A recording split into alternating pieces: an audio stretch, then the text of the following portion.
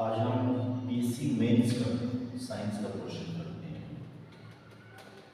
ये सी मेंस का जो हमारा साइंस का सिलेबस है, उस साइंस के सिलेबस में फिजिक्स को हम थोड़ा सा आप देखते हैं कि फिजिक्स में अधिकतर होता है, साइंस का जो पोर्शन होता है उसमें जो साइंस बैकग्राउंड के बच्चे हैं उनको थोड़ा सा इजी हो जाता है, और बाकी जो नॉन साइंस के बैकग्राउंड के बच्चे हैं उनको थोड़ी सी दिक्कत होती है। ठीक है, तो आज हम लोग का जो टॉपिक है वो है फिजिक्स से रिलेटेड टॉपिक, और फिजिक्स से रिलेटेड टॉपिक में सबसे इम्पोर्टेंट टॉपिक है आज हम लोग का इलेक्ट्रिक करंट। इलेक्ट्रिक करंट का बहुत सारा पोर्शन जो है वो आपके सिलेबस में दिया हुआ है, जैसे चार्ज के बारे में दिया हुआ है, आवेश, विद्युत क्षेत्र के बारे में दिया हुआ है, इलेक्ट्रिक फील्ड इंटेंसिटी है ना, पोटेंशियल दिया हुआ है, विभव दिया हुआ है, विभवांतर दिया हुआ है, फिर रेजिस्टेंस का कॉम्बिनेशन है, फिर करंट हम कैसे निकालेंगे, फिर जूल्स लॉ है, फिर कितना हीट जनरेट होता है ना, जूल्स लॉ के अंतर्गत ही आएगा। तो सिलेबस इसका बहुत देखने में बहुत छोटा लग रहा है पर है बहुत बड़ा, है ना। तो हम आज उसको डील करते हैं। सबसे पहले जब हम इलेक्ट्रिक करंट की शुरुआत करते हैं तो इलेक्ट्रिक करंट की शुरुआत में आपको पढ़ना होता है आवेश के बारे में, या फिर आपको देखना होता है चार्ज के बारे में। ठीक है, इससे एक प्रश्न होता है कि आवेश हम किसे कहते हैं, क्योंकि जब तक आप आवेश को नहीं जानोगे, जब तक आप चार्ज को नहीं जानोगे, तब तक आप ये नहीं समझ पाओगे कि इलेक्ट्रिक करंट क्या चीज़ है। तो इलेक्ट्रिक करंट मैं बाद में बताऊंगा, करंट पहले हम देख लेते हैं चार्ज या फिर आवेश हम किसे कहते हैं। देखिए, आवेश को यदि मैं प्रॉपरली डिफाइन करूं, यदि आपके पेपर में आता है कि आवेश को परिभाषित करो, ठीक है, तो आवेश को यदि मैं प्रॉपरली डिफाइन करूं तो आवेश किसी भी पदार्थ का वह भौतिक गुण है जो विद्युत क्षेत्र और चुंबकीय क्षेत्र का निर्माण करता है। ठीक है, परिभाषा याद रखेंगे, आवेश किसी पदार्थ का एक भौतिक गुण है जो विद्युत क्षेत्र और चुंबकीय क्षेत्र का निर्माण करता है। Electric charge is physical quantity. Due to this physical quantity, electric field and magnetic field are obtained, है ना। या फिर आप इसको ऐसे डिफाइन कर सकते हो कि electric field is a physical quantity that makes electric field intensity and magnetic field intensity. तो इलेक्ट्रिक फील्ड और मैग्नेटिक फील्ड जो दोनों बनता है, या फिर हम बोले कि करंट और मैग्नेट जो दोनों बनता है वो किसकी वजह से बनता है, चार्ज की वजह से बनता है। तो चार्ज बेसिकली देखा जाए तो एक भौतिक गुण है, एक भौतिक गुण है, या फिर ये एक फिजिकल क्वांटिटी है। अब चार्ज हमको दिखता नहीं, ये बेसिकली एक फिजिकल क्वांटिटी है और ये हमको दिखाई नहीं देता। जब हम साइंस पढ़ते हैं या हम फिजिक्स की बात करें तो फिजिक्स में बहुत सारी चीज़ें ऐसी हैं जो इनविजिबल है, जो आपको प्रत्यक्ष तौर पे दिखाई नहीं देती है, लेकिन वो अस्तित्व है।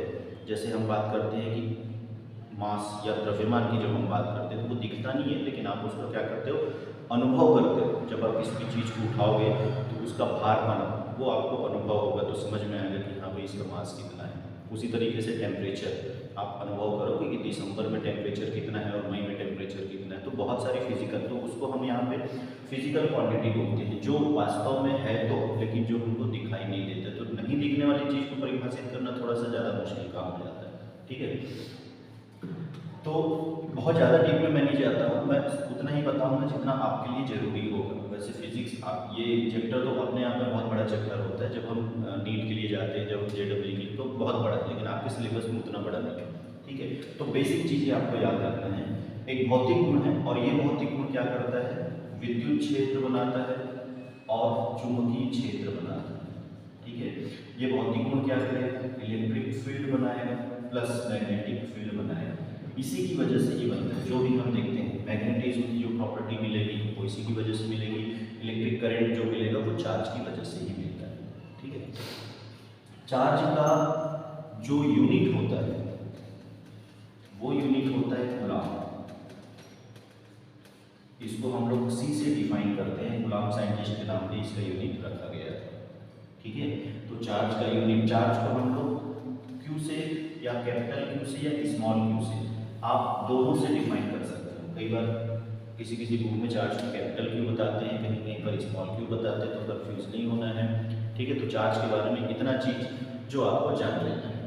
ठीक, ऐसा भौतिक गुण जो क्या करेगा, इलेक्ट्रिक फील्ड और मैग्नेटिक फील्ड दोनों बनाएगा, या विद्युत क्षेत्र और चुंबकीय क्षेत्र दोनों बनाएगा। इसका ऐसा यूनिट कूलाम होता है और इसको हम क्यू से रिप्रेजेंट करते हैं। ठीक है, तो मेरे ख्याल से मेंस में यदि आपका क्वेश्चन आता है कि चार्ज किसे कहते हैं या आवेश किसे कहते हैं, तो आप इतना डिफाइन करोगे तो आपको अच्छे नंबर इसमें मिल जाते हैं। ठीक है, बहुत लंबा क्वेश्चन इसमें नहीं आएगा, आवेश किसे कहते हैं 2 नंबर का क्वेश्चन आएगा, 2 नंबर के लिए इतना आपका बहुत है। ठीक है, अब थोड़ा सा आगे बढ़ते हैं। चार्ज का अपना वैल्यू होता है। जैसे जब हम चार्ज की बात करते हैं तो हमारे पास है इलेक्ट्रॉन। इलेक्ट्रॉन के चार्ज का वैल्यू होता है 1.6 10⁻⁻⁹ कूलम। ये इलेक्ट्रॉन पे चार्ज का वैल्यू। प्रोटॉन पे हम चार्ज का वैल्यू देखें 1.6 10⁻⁻⁹ कूलम, और न्यूट्रॉन पे हम चार्ज का वैल्यू देखें तो 0। अब ये इलेक्ट्रॉन, प्रोटॉन और न्यूट्रॉन, अधिकतर लोगों को यहाँ पे थोड़ा कंफ्यूजन होता है। ठीक है, तो मैं आपको बता दूं, हमारा जो मेन मतलब है, हमारा जो करंट है वो इलेक्ट्रॉन से ही रिलेटेड है। जो न्यूक्लियस होता है, जो नाभिक होता है, नाभिक के अंदर में प्रोटॉन और न्यूट्रॉन होता है, तो हमारा इलेक्ट्रिक करंट का रिलेशन प्रोटॉन से बिल्कुल नहीं है, न्यूट्रॉन से बिल्कुल नहीं है, क्योंकि ये दोनों न्यूक्लियस के अंदर होते हैं। हमारा जो करंट का रिलेशन है वो इलेक्ट्रॉन से। तो आपको जानना जरूरी है कि इलेक्ट्रॉन पे कितना चार्ज है। इलेक्ट्रॉन पे चार्ज होता है इतना, और ये जो चार्ज होता है ये ऋणात्मक प्रकृति का होता है 1.6 10⁻⁻⁹। प्रोटॉन में जो चार्ज होता है वो धनात्मक प्रकृति का होता है। मतलब इलेक्ट्रॉन और प्रोटॉन दोनों ऐसे हैं जो किसी बॉडी को चार्ज कर सकता है, किसी बॉडी को धन आवेश कर सकता है, किसी बॉडी को ऋणावेशित कर सकता है। ठीक है, जब हम बैटरी कनेक्ट करेंगे तो बैटरी कनेक्ट करने पे यदि किसी मटेरियल में, आज तक तो ऐसा कोई मटेरियल नहीं बना है जिसमें इलेक्ट्रॉन की प्राप्ति ना हुई हो, है ना। सभी चीज़ों में एक इलेक्ट्रॉन, जैसे हाइड्रोजन की बात करें तो उसमें भी एक इलेक्ट्रॉन होता ही है। ठीक है, तो इलेक्ट्रॉन जब हम बैटरी कनेक्ट करेंगे और इलेक्ट्रॉन जब फ्लो में आ जाता है तो फिर हमको वहाँ से करंट मिलता है। एक तरीके से इलेक्ट्रॉनिक जो इलेक्ट्रॉन की एनर्जी है वही हमको करंट के फॉर्म पे मिलता है। ठीक है, तो उसमें आगे डिस्कस करेंगे तो और आएगा। तो अभी आपका जानना जरूरी है कि इलेक्ट्रॉन पे इतना चार्ज होता है, क्योंकि जब न्यूमेरिकल क्वेश्चन आएगा तो इलेक्ट्रॉनिक चार्ज हो सकता है आपको जरूरत वहाँ पे पड़े। ठीक है, तो ये इलेक्ट्रॉन पे, प्रोटॉन पे और न्यूट्रॉन पे हम चार्ज की बात करते हैं, है ना। एक कूलाम का जो आवेश होता है, एक कूलाम के आवेश में कभी कभी ऐसा होता है कि एक कूलाम को आपको परिभाषित करना है। जैसे कूलाम मैंने बताया चार्ज की यूनिट है ना। तो एक कूलाम का जो आवेश होता है उसमें कितने इलेक्ट्रॉन्स होते हैं, क्योंकि जब तक इलेक्ट्रॉन नहीं होगा तब तक आवेश नहीं होगा। आवेश का मतलब हम वही मानते हैं, मेजॉरिटी ऑफ इलेक्ट्रॉन बोल सकते हो, या फिर आवेश का मतलब भाई इलेक्ट्रॉन से तो आएगा, प्रोटॉन से तो आएगा। ठीक है, तो मेनली जो है हमारा काम इलेक्ट्रॉन से। तो एक इलेक्ट्रॉन में, एक कूलाम में कितने होते हैं, तो एक कूलाम में 6.25 10⁻⁸ इलेक्ट्रॉन, इतना इलेक्ट्रॉन होता है। तो यदि आपसे क्वेश्चन पूछा जाए कि एक कूलाम को परिभाषित करना है तो आप बता सकते हो कि एक कूलाम का मतलब है, 1 कूलाम का मतलब है इतने इलेक्ट्रॉन, 6.25 10⁻18 इलेक्ट्रॉन। ठीक है, चलिए अब हम बात करते हैं इलेक्ट्रिक करंट, क्योंकि चार्ज आपको थोड़ा सा समझ में आया होगा। हम बात करेंगे अब इलेक्ट्रिक करंट की। करंट का मतलब होता है फ्लो। यहाँ पे हम करंट का मतलब, करंट सब जानते हैं। करंट का मतलब आमतौर पे हम ऐसा लगाते हैं कि करंट का मतलब जो हमको इलेक्ट्रिक करंट लगता है वो बेसिकली इलेक्ट्रिक करंट है। करंट का मतलब होता है फ्लो होना, बहना, किसी भी चीज़ का फ्लो होना या किसी भी चीज़ का बहना जो होता है उसको हम करंट बोलते हैं। जैसे आप नदी में जाओगे तो पानी का बहना, तो पानी का बहना that is water current. Light का बहना that is solar current, light का करंट। इस तरीके से इलेक्ट्रॉन का बहना, इलेक्ट्रॉन का फ्लो होना, ये कहलाता है हमारा इलेक्ट्रिक करंट। ये जो इलेक्ट्रिक वर्ड आया, ये इलेक्ट्रिक वर्ड आया है इलेक्ट्रॉन से। ठीक है, तो यदि हम एक वायर लेते हैं ऐसा, ये इस तरीके से प्लस और माइनस, ये मैंने बैटरी लगाया। ठीक है, इलेक्ट्रॉन पे जो चार्ज होता है वो इलेक्ट्रॉन का चार्ज निगेटिव नेचर का होता है ना। तो अब बैटरी में 2 टर्मिनल है, एक टर्मिनल है पॉजिटिव का, एक नेगेटिव का। ठीक, होता यह है कि जो निगेटिव नेचर का जो चार्ज होता है उसको पॉजिटिव वाला खींचता है, क्योंकि दोनों अपोजिट नेचर के, तो अपोजिट नेचर में हमेशा अट्रैक्शन होता है, आकर्षण की प्रकृति होगी, है ना।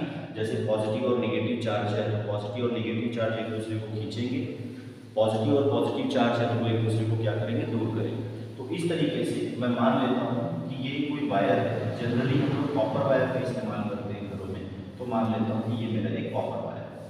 कॉपर वायर का लेंथ मैंने माना L लेंथ है, और कॉपर वायर का क्रॉस सेक्शन एरिया जो मैंने माना वो एरिया है। देखिए ये मेरा कॉपर वायर है, कोई भी वायर आप ले सकते हो, किसी भी वायर की बात हो सकती है, ऐसा जरूरी नहीं है कि मैं सिर्फ कॉपर वायर को पढ़ा रहा हूँ। आप एल्यूमिनियम का वायर ले लो, एल्यूमिनियम भी बाहर जो लाइट होता है स्ट्रीट लाइट में हम लोग एल्यूमिनियम का इस्तेमाल करते हैं, घरों में हम लोग कॉपर का इस्तेमाल करते हैं। और आपको जानकारी के लिए मैं बता दूँ, सबसे अच्छा जो होता है वो है चांदी, ठीक है, पर हम लोग चांदी का इस्तेमाल नहीं करते क्योंकि घर बिक जाएगा। बात समझ में आ रही ना? तो कॉपर वायर का इस्तेमाल करना, कॉपर की प्राप्ति है हमारे यहाँ एल्यूमिनियम की उससे ज़्यादा है, इसलिए हम लोग एल्यूमिनियम का इस्तेमाल करते हैं, ठीक है। पर बेटर यदि कंडक्टर देखा जाए, बेटर चालक देखा जाए जिसमें करंट बहुत अच्छे से फ्लो हो जाए, यदि मैं बोलूँ कि आप अपने घर की पूरी इलेक्ट्रिसिटी चांदी से बदल दीजिए, चांदी का वायर में बदल दीजिए, तो आपके घर का बिजली बिल हो सकता है 70% कम हो जाए, हो सकता है 50% कम हो जाए। बात समझ में आ रही है? हाँ, लेकिन ये है कि वो महंगा बहुत है, प्राप्ति बहुत कम है, ठीक, इसलिए चांदी का इस्तेमाल नहीं करते। तो कॉपर का वायर हम लेते हैं, तो कॉपर का वायर में देखो ये पॉजिटिव टर्मिनल जो है, पॉजिटिव टर्मिनल क्या करेगा, जो हमारे इलेक्ट्रॉन्स होते हैं, अब कौन से इलेक्ट्रॉन्स होते हैं इसको भी मैं बता दूँ, ठीक। जनरली हम लोग क्या करते हैं, इसको 2 मिनट के लिए आप छोड़ेंगे, जनरली हम लोग डिफाइन करते हैं चालक, कुचालक और अर्धचालक। हमारे यहाँ फिजिक्स में हम लोग 3 मटेरियल की बात करते हैं। चालक का मतलब है कंडक्टर, कुचालक का मतलब है इंसुलेटर, और अर्धचालक का मतलब है यहाँ पे सेमीकंडक्टर। मैं हिंदी और इंग्लिश दोनों टर्मिनोलॉजी में बात कर रहा हूँ, ताकि देखने वाले स्टूडेंट कुछ इंग्लिश मीडियम के होंगे उनको भी प्रॉब्लम नहीं हो, और कुछ हिंदी मीडियम के होंगे उनको भी प्रॉब्लम ना हो, दोनों में, तो याद रखेंगे, ठीक है। कंडक्टर, इंसुलेटर और अर्धचालक। कंडक्टर क्या होता है, कंडक्टर वो होता है जिसमें फ्री इलेक्ट्रॉन्स होते हैं। बाउंडेड इलेक्ट्रॉन, 2 टाइप के इलेक्ट्रॉन पाए जाते हैं। बाउंडेड इलेक्ट्रॉन मतलब जो बंद में होते, बंधे हुए इलेक्ट्रॉन, जैसे 8 इलेक्ट्रॉन बंध गए है ना, 4 इलेक्ट्रॉन करके बंध गए, इसको हम लोग बोलते हैं ऑक्टेन कंप्लीट होना या अष्टक बन जाना। इससे आप लोग को मतलब नहीं, वो केमिकल लैंग्वेज, केमिस्ट्री की बात है, ठीक है। तो बंधे हुए इलेक्ट्रॉन नहीं होना चाहिए, फ्री इलेक्ट्रॉन होने चाहिए।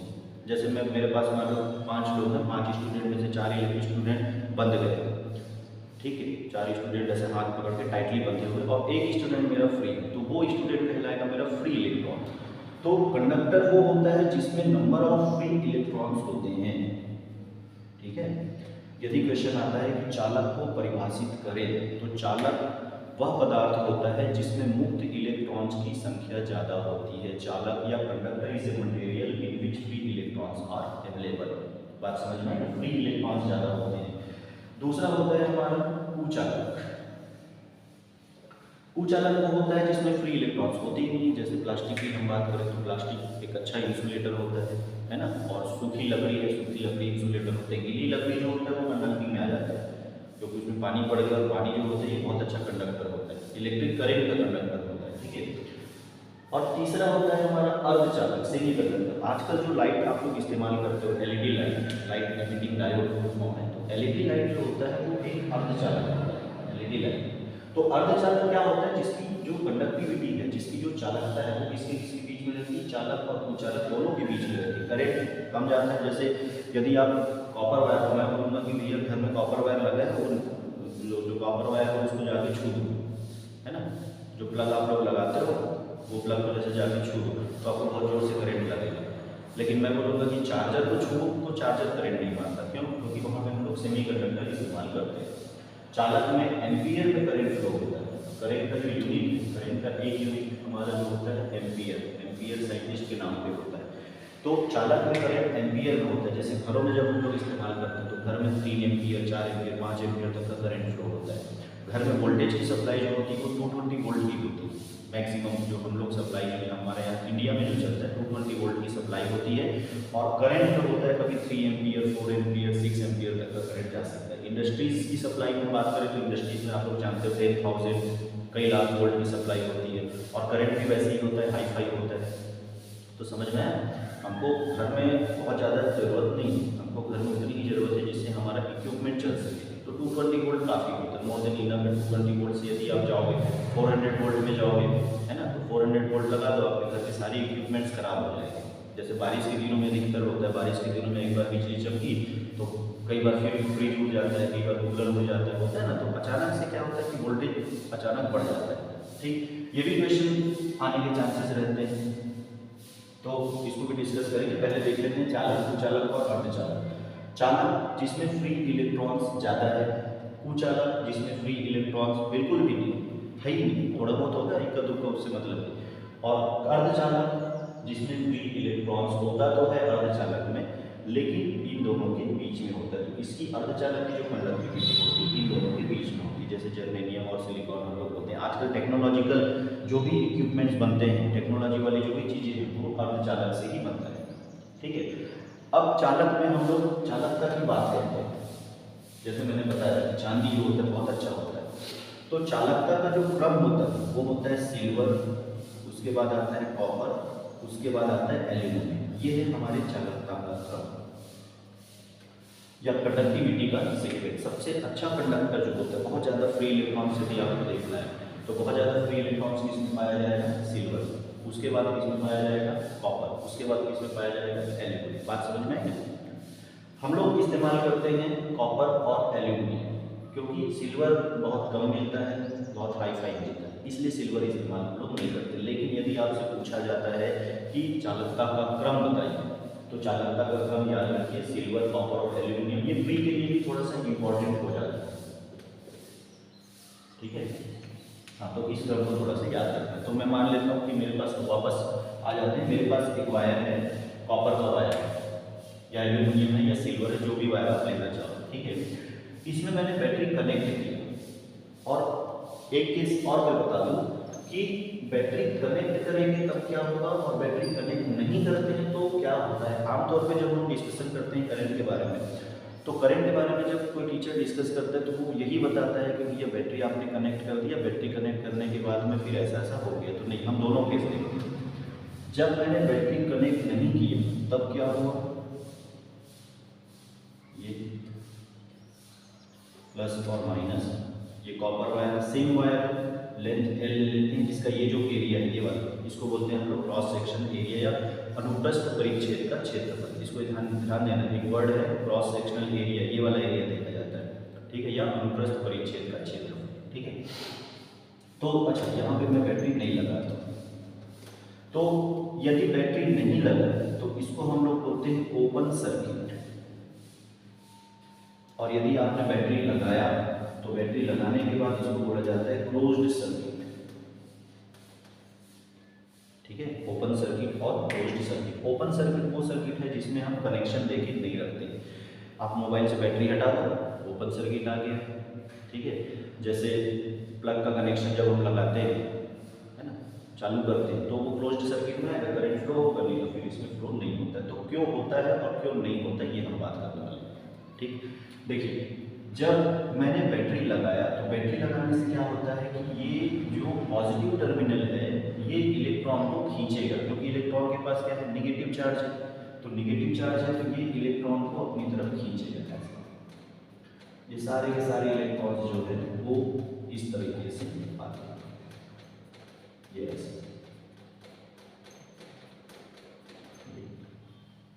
ठीक है। मैंने बैटरी लगाया और बैटरी लगाने से सारे के सारे इलेक्ट्रॉन एक तरफ चलने शुरू हो गए, और जैसे इलेक्ट्रॉन चलने शुरू हुए, इलेक्ट्रॉन के ठीक अपोजिट डायरेक्शन पे हम लोग करंट लेते हैं। याद रखना, करंट जो होगा, करंट का डायरेक्शन कैसे लेना है, करंट का डायरेक्शन हमेशा इलेक्ट्रॉन के अपोजिट होता है। इलेक्ट्रॉन जो होता है, देखो ये माइनस साइन का मतलब लोअर पोटेंशियल, प्लस साइन का मतलब हायर पोटेंशियल। लोअर पोटेंशियल मतलब कम विभव क्षेत्र और अधिक विभव क्षेत्र, ऐसा मानते हैं। तो ये क्षेत्र आया लोअर पोटेंशियल और ये क्षेत्र आ गया हमारा हायर पोटेंशियल। इलेक्ट्रॉन चला कैसे, लोअर टू हायर। इलेक्ट्रॉन कैसे चल रहा है, लोअर से हायर की तरफ जा रहा है, और करंट कैसे चल रहा है, हायर से लोअर, बिल्कुल अपोजिट चल रहा है, ठीक है। तो करंट का जो डायरेक्शन होता है वो इलेक्ट्रॉन के डायरेक्शन के हमेशा विपरीत माना जाता है। इसको याद रखना, जब भी आपको सर्किट में करंट लेना हो तो सर्किट में आप करंट लोगे तो करंट हमेशा बैटरी के प्लस से लेना, इलेक्ट्रॉन को छोड़ देना, क्योंकि वहाँ पे आप लोग इलेक्ट्रॉन कैसे एज्यूम करोगे। तो बैटरी यदि लगा हुआ है तो बैटरी के पॉजिटिव से करंट को निकालना और नेगेटिव को उतना ही करंट वापस करना जितना आपने लिया हुआ है। बात समझ में आए? बैटरी के अंदर निगेटिव टू पॉजिटिव, तो हमको बैटरी के अंदर से मतलब नहीं है, बैटरी के बाहर से मतलब है। तो बैटरी के बाहर जो करंट का डायरेक्शन होगा, करंट का डायरेक्शन बैटरी के बाहर कैसे चलेगा? प्लस से होके माइनस की तरफ। बात समझ में आया ना?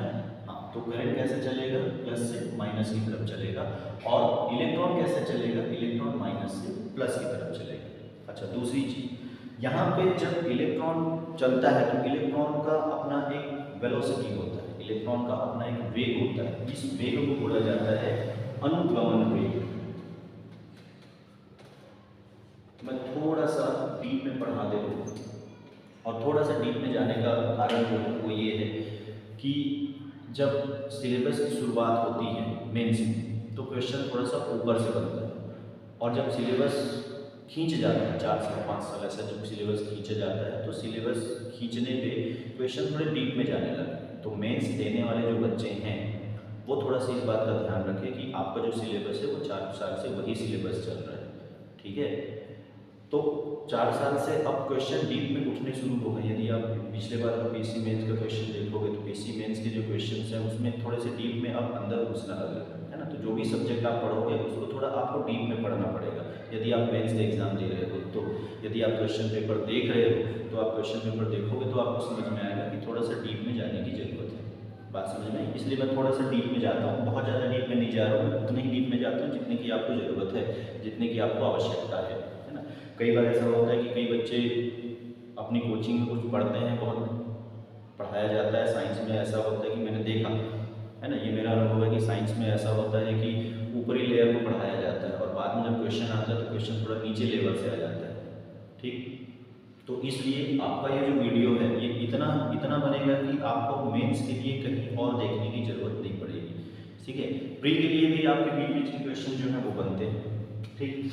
तो हम बात कर रहे हैं यहाँ पे अनुगमन वेग। तो अनुगमन वेग या फिर इसको बोला जाता है ड्रिफ्ट वेलोसिटी, इसको बोलते हैं हम लोग ड्रिफ्ट वेलोसिटी या इसको बोलते हैं अनुगमन वेग, ठीक है? अब मान लो क्वेश्चन आता है कि अनुगमन वेग को परिभाषित करें, ठीक है? मेंस का क्वेश्चन है, आ सकता है drift velocity, what is drift velocity या अनुगमन वेग, ठीक? तो इसको कैसे डिफाइन करना है? ड्रिफ्ट वेलोसिटी या अनुगमन वेग जो है वो इलेक्ट्रॉनों का औसत वेग है। It is an average velocity of electron by connecting the battery in the conductor. यह इलेक्ट्रॉनों का औसत वेग है जो हमें बैटरी लगाने के बाद में प्राप्त होता है ना? या फिर ऐसा बोल सकते हो कि इलेक्ट्रॉनों का वह औसत वेग जिससे वो किसी कंडक्टर में गति करते हैं बैटरी लगाने के उपरांत। वर्ड याद रखना, बैटरी लगाने के उपरांत, बैटरी लगाने के बाद करें, बैटरी लगाने के पहले का केस में बाद में बताऊंगा। और ये ड्रिफ्ट वेलोसिटी जो होता है ये लगभग होता है 10⁻⁻⁴ मीटर पर सेकेंड, बहुत कम। ड्रिफ्ट वेलोसिटी जो होता है ना 10⁻⁻⁴ मीटर पर सेकेंड, -4 मीटर का मतलब होता है 1/1 2 3 4 मतलब 0.0001 मीटर पर सेकेंड।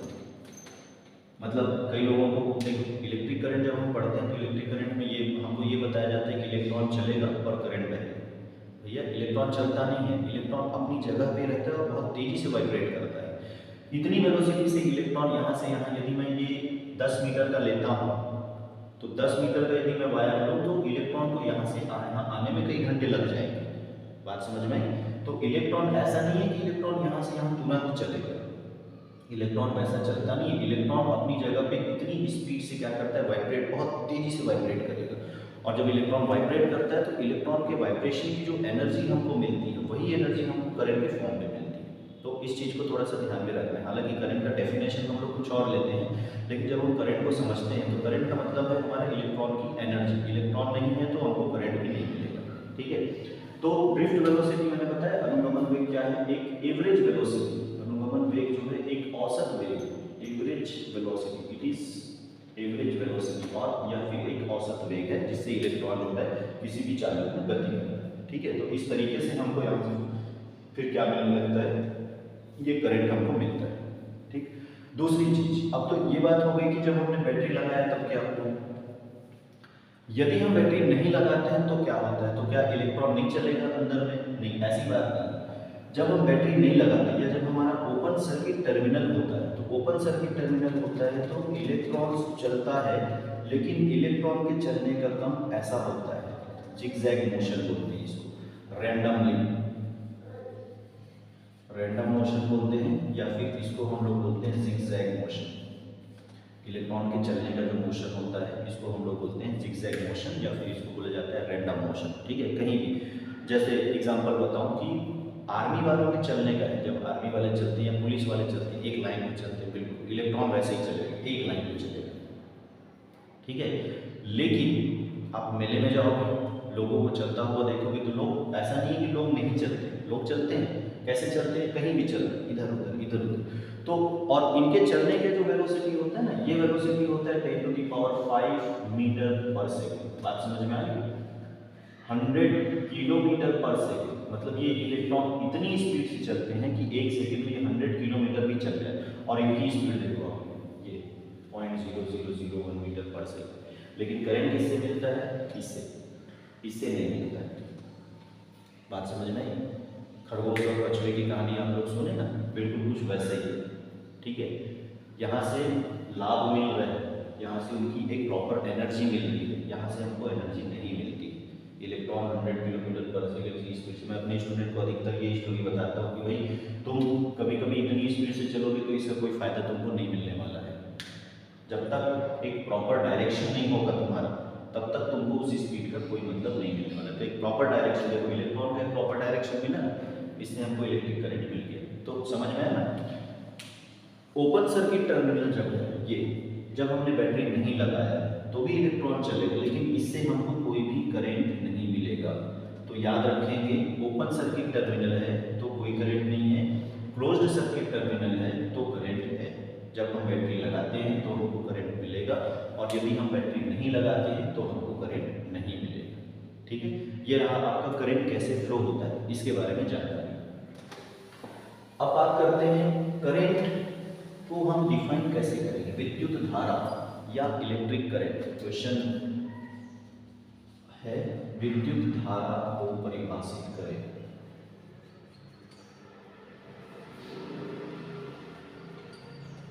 देखिए, मेंस लिखने वालों के लिए मेरी एक सलाह है, मेंस बुकिश लैंग्वेज पे आप ना लिखें, जहाँ ज़रूरत है वहाँ लिखें, उतना ही लिखें, क्योंकि आपके पास सब्जेक्ट बहुत ज़्यादा है ना। खास तौर पे ऐसे सब्जेक्ट जो साइंस से रिलेटेड नहीं है, क्योंकि साइंस में तो आपको बुकिश लैंग्वेज कहीं कहीं पे लिखना पड़ेगा। ठीक, कई सारे सब्जेक्ट ऐसे हैं जहाँ पे आपको अपनी ओन थिंकिंग रिप्रेजेंट करनी पड़ेगी, आपको अपना खुद का सोच रिप्रेजेंट करना पड़ेगा। जैसे आप हिस्ट्री की बात करें, जैसे जियोग्राफी की बात करें, जैसे कॉन्स्टिट्यूशन की बात करें, या छत्तीसगढ़ की बात करें, या जहाँ भी आप बात करते हो जहाँ पे आपको बेसिकली लिखने वाली चीज़ है, तो आपको अपने थॉट्स वहाँ पे रखने पड़ेंगे। ठीक है, जो मेंस देने वाले स्टूडेंट है, कई स्टूडेंट ऐसे हैं जो बहुत सालों से मेंस देते हैं पर मेंस क्लियर नहीं होता है, तो उनके लिए मेरी सलाह यही है कि आप जब भी मेंस का एग्ज़ाम दो, आप अपने थॉट्स को रिप्रेजेंट करो, सामने वाले को लगना चाहिए कि आपके थॉट्स क्या है, क्योंकि आप उस पोस्ट के लिए जा रहे हैं। आप ऐसा नहीं कि कोई भी एक लोअर लेवल के लिए जा रहे नहीं, आप एक अधिकारी बनने वाले हो, और अधिकारी का अपना खुद का थॉट होना चाहिए, चाहे आप यूपीएससी के एग्ज़ाम दे रहे हो, चाहे आप पीएससी के एग्ज़ाम दे रहे हो। चीज़ों को रटने से कोई मतलब नहीं है, आपका मेंस नहीं निकलने वाला है। बात समझ में आई ना? आप रट रट के बैठोगे, मेंस आपका नहीं निकलेगा।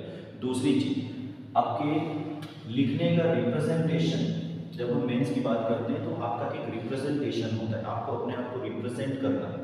ठीक है, तो वो आपको थोड़ा सा वो आर्ट, वो कला वो आनी चाहिए। उसके बारे में थोड़ा बाद में बात करेंगे, एक आध वीडियो हम बनाएंगे कि किस तरीके से आप अपने आप को रिप्रेजेंट करोगे। ठीक है, पर थोड़ा सा वो टेक्निक आपको थोड़ा सा सीखना पड़ेगा, वो अपने से डेवलप होगा। आप किसी भी कोचिंग में जाओगे, किसी भी टीचर के पास जाओगे तो पढ़ तो लोगे आप, लेकिन आपको मेंस निकालने की जो जिम्मेदारी है, मेंस निकलने की जो जिम्मेदारी होगी, वो आपको अपने से निभानी पड़ेगी। टीचर आपको बता तो देगा भी, ऐसा नहीं है कि मैं ही बताऊँगा, बहुत सारे टीचर, बहुत सारे कोचिंग इंस्टीट्यूट है, बहुत सारे जगह है जहाँ पे आपको वो सब्जेक्ट का नॉलेज आपको मिलेगा, लेकिन लिखना कैसे है ये आपको खुद से थोड़ा आना चाहिए। ठीक, चलिए विद्युत धारा को हम परिभाषित करते हैं। तो विद्युत धारा या इलेक्ट्रिक करंट को डिफाइन कर रहे हैं। तो विद्युत धारा होता है आवेश डिवाइड बाई समय। इसको यदि स्टेटमेंट के फॉर्म पे हम लिखना चाहें तो इलेक्ट्रिक करंट होता है फ्लो ऑफ चार्ज, आवेश प्रवाह की दर को विद्युत धारा कहते हैं। देखिए कई लोग जनरली डेफिनेशन लिखते समय क्या करते हैं, आवेश प्रवाह को विद्युत धारा कहते हैं, आवेश प्रवाह को विद्युत धारा कहते हैं। ठीक है, दिखने में अच्छा है, पर क्योंकि जब समय का रोल आ गया है तो वहाँ पे हम दर की बात करते हैं, तो यहाँ पे होना चाहिए आवेश प्रवाह की दर को विद्युत धारा कहते हैं। ठीक है, the rate of flow of charge is called electric current. ठीक, ये टर्मिनोलॉजी थोड़ा सा आपको बताना है। जैसे मान लो यदि ये 2 नंबर का सवाल है और यदि मैंने ये क्वेश्चन दिया कि विद्युत प्रवाह किसे कहते हैं या विद्युत धारा किसे कहते हैं, 2 नंबर के लिए आया और मैंने मान लो ये दे दिया, ठीक है, चेक मुझको ही करना है। तो किसी स्टूडेंट ने लिखा कि भाई विद्युत प्रवाह का मतलब है आवेश प्रवाह या विद्युत धारा का मतलब है आवेश प्रवाह, तो ठीक है, सुनने में अच्छा लग रहा है, देखने में अच्छा लग रहा है, पर उसको वहाँ पे एक ही नंबर मिलेगा क्योंकि वो मुझको नहीं जच रहा है।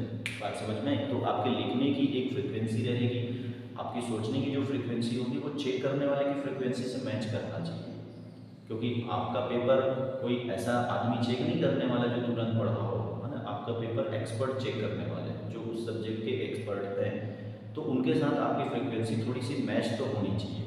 अब यही क्वेश्चन यदि कोई स्टूडेंट लिखे कि आवेश प्रवाह की दर, देखो ये एक छोटा सा वर्ड है और इसी वर्ड की वजह से आपको यहाँ पे पूरे में पूरे नंबर मिलेंगे, 2 नंबर, क्योंकि Q डिवाइड बाई T जब हम बात करते हैं आवेश बटे समय, तो जहाँ पे जब हम डिवाइड बाई टाइम कर रहे हैं तो वहाँ पे ये वर्ड जरूर इस्तेमाल आपको करना है। तो आवेश प्रवाह की दर को क्या कहते हैं, विद्युत धारा कहते हैं। बात समझ में आए? तो I इज इक्वल टू यहाँ पे हम लोग लेते हैं Q डिवाइड बाई T, ये एक फॉर्मूला बन जाता है, इससे रिलेटेड न्यूमेरिकल भी आ सकता है। Q का मतलब है आवेश, T का मतलब है टाइम। बात समझ में? तो I इज इक्वल टू क्या लेना, Q अपॉन T। I का जो यूनिट होता है वो होता है हमारा एम्पियर, या तो जो करंट का जो यूनिट हम लोग लेते हैं, करंट का यूनिट होता है हमारा एम्पियर। ठीक है, करंट को हम लोग रिप्रेजेंट करते हैं तो वो हम लोग एम्पियर में रिप्रेजेंट करते हैं कि कितने एम्पियर का करंट आता है। जैसे एक एग्जांपल मैं बता दूं आपको,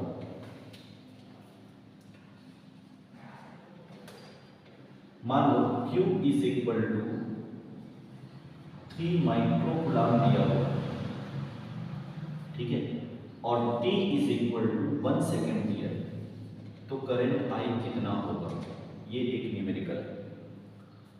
Q दिया हुआ 3 माइक्रोकूलम, तो देखिए यहाँ पर यदि आपको मिली दिखता है, मिली का मतलब होता है 10 टू दी पावर माइनस। बहुत सारे स्टूडेंट को ये कन्वर्जन में थोड़ी प्रॉब्लम आती है ना। जरूरी नहीं है कि ऐसा क्वेश्चन आ ही जाए, मैं एक पॉसिबिलिटी पे चल रहा हूँ क्योंकि फॉर्मूला है, करंट के बारे में बात हो रही है, तो हो सकता है ये क्वेश्चन दे दिया जाए, 2 नंबर के लिए आ जाए। तो उस केस में क्या करना है, मिली दिया तो 10 टू दी पावर माइनस 3, जैसे मिली सेकेंड हो गया, मिली सेकेंड का मतलब 10 टू दी पावर माइनस 3, या फिर 1/1000। तो जो बच्चे साइंस से रिलेटेड नहीं है वो थोड़ा सा इसको याद रख लेंगे। माइक्रो दिया, माइक्रो को हम लोग रिप्रेजेंट करते हैं म्यू से, यू जैसा दिखता है ना, मतलब माइक्रो इसको बोलते हैं ना 10 टू दी पावर माइनस 6 या फिर 1/6, ये माइक्रो का मतलब होता है -6। तो Q दे दिया है 3 मिली, सॉरी माइक्रो मतलब हो गया 10 टू दी पावर -6, ये पूरा कन्वर्ट करके लिखना पड़ेगा। टाइम दे दिया है 1 सेकेंड। अब कई बार ये टाइम जो होता है 1 सेकेंड, फिर मिनट, फिर आवर में देता है, तो भाई 1 मिनट में कितने सेकेंड, 60 सेकेंड, वो आपको सेकेंड में लेके आना पड़ेगा, कन्वर्ट करना पड़ेगा, ठीक है। और 1 घंटे में कितने सेकेंड, तो 3600 सेकेंड। कई लोग क्या करते हैं कि यदि ये टाइम 1 आवर दे दिए, मान लो इसकी जगह पे मैंने टाइम 1 आवर दे दिया, तो वो 1 आवर को ही कैलकुलेट करके आते हैं। वैसी गलती नहीं करना, 1 घंटे में कितने सेकंड होते हैं उसको भी थोड़ा सा ध्यान रखना, क्योंकि हमारा कैलकुलेशन यहाँ पे सेकंड में चलेगा, हमारा कैलकुलेशन कूलाम में चलेगा, तो ये बीच का जो भी है कन्वर्जन उसको आपको बनाना है।